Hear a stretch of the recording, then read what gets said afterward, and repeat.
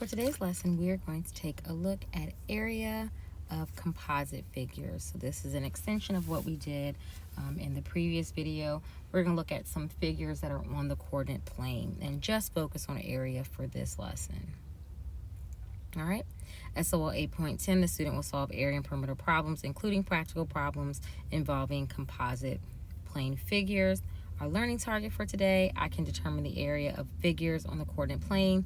I can subdivide figures into triangles, quadrilaterals, semicircles to determine the area of composite plane figures. So for this entire unit, you'll be able to use the formula sheet. We will definitely be using the formula sheet because we have a lot of formulas that we will need, and you don't have to memorize any of them.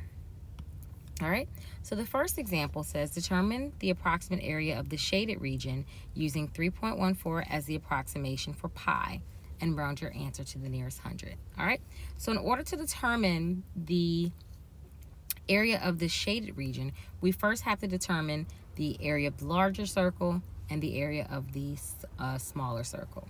So area of a circle is A equals pi r squared. All right. Based on the large circle, so if we look at this large circle, we see that the large circle has a radius of 3. So we're looking at the outside of the circle. So I'm just going to dash around in black here for our larger circle. So we have a radius of 3. So remember, pi times our radius squared. Remember that we're using 3.14 for pi. So we have 3.14 times 9, because 3 squared is 9, which gives us an approximate area of 28.36 for our larger circle.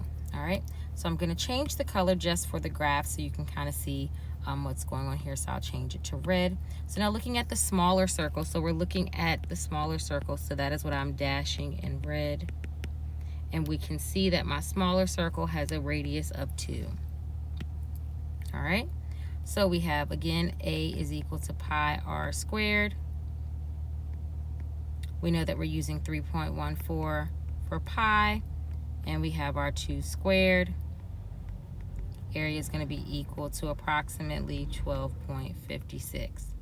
All right, so to determine the area of the shaded region, we're going to take the area of our larger square, which is 28.36, not square, excuse me, circle, and subtract 12.56, which is the area of my smaller circle, to give me 15.70. So the approximate area of the shaded region is going to be 15.70 units squared.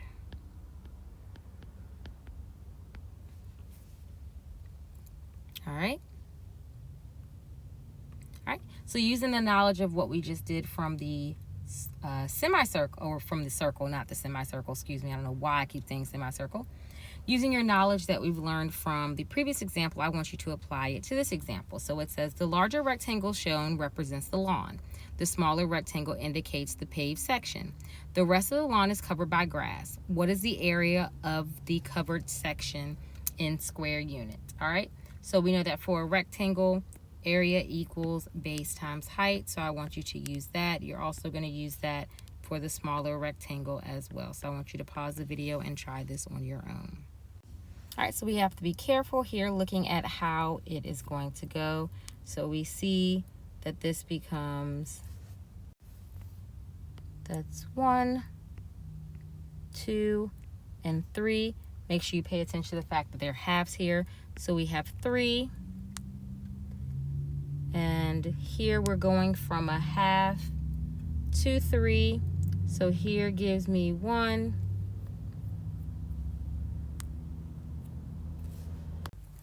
And here that's 1. A half to another half is 2. So this gives you 2.5. So area equals base times height, which gives us 2.5 times 3, which is going to give us an area of 7.5. Now we're going to look at the area of the smaller So we have, again, area equals base times height, which is going to equal 1/2 times 1, which is going to give us 1/2. All right, so if we're trying to figure it out, we're going to have 7.5 or 7.5, either one, minus 0.5, which is also a half, to give us 7. All right, let's take a look at the next example. So the next example says, determine the approximate area of the figure, which is composed of a rectangle and a semicircle region. Use 3.14 as the approximation for pi and round your answer to the nearest hundredths. So the first thing we're going to do is separate so we can actually see that it is a semicircle and a rectangle. So I know my line is not perfect, but we can see that it's a semicircle and a rectangle. All right. So we have area of a rectangle from the previous example is base times height. All right, so we can see that the base is going to be 4. So we have A is equal to 4. Now we're looking at that height. All right, so if we look here, we see that this length right here is going to be 4. And so remember, when we think about the diameter of a circle, the radius, half of that is going to be 2. All right, so that means that this place here is going to be 2, which means that this piece here gives us our 2 right here, which means that this whole thing right here is 7.5, but just this part here is going to be 5.5. So looking at my rectangle, I have 4 times 5.5, which gives me an area of 22 for the rectangle. Semicircle area equals 1/2 pi r squared. So again, we're using 3.14 for pi. And our radius is going to be 2, so that is 2 squared, which gives us an approximate area of 6.28. The total area of the figure is 22 minus 6.28. Or plus, excuse me, because we're looking for the total area of the figure, which is going to give me a total area of 28.28 meters squared. All right. So now I want you to do is apply that same knowledge for exercise 2 to determine the area of the shaded region. All right. So now let's take a look at it. Here we can see we have the area of a triangle. So remember, area of a triangle is area equals 1/2 base times height. All right, so here we look and we can see we have 1/2. The base is going to be 14, and we know that the height is going to be 8. And the reason why we know the height is 8, that we can see here that our radius is 4. So if we double our radius, that gives us 8, which gives us a diameter, which gives us an area of 56. Area of a semicircle is 1/2 pi r squared. Area gives me 1/2 times 3.14 times 4 squared, because remember that is our radius, which gives us an area of 25.12, excuse me. And that is going to be centimeters squared. Sorry, I've been leaving off my units, centimeters squared. So the total area of the semicircle region, so we're going to scratch that out. We're just going to say the semicircle region. Oops, which we did that right. Excuse me. All right, so now we're going to look at the total area of the figure, excuse me. So I have 56 plus 25.12 to give me 81.12 centimeters squared. All right, let's take a look at the next example. All right, so it says determine the area of the figure. All right, so here we can see that we can split this up. So I'm going to split this here.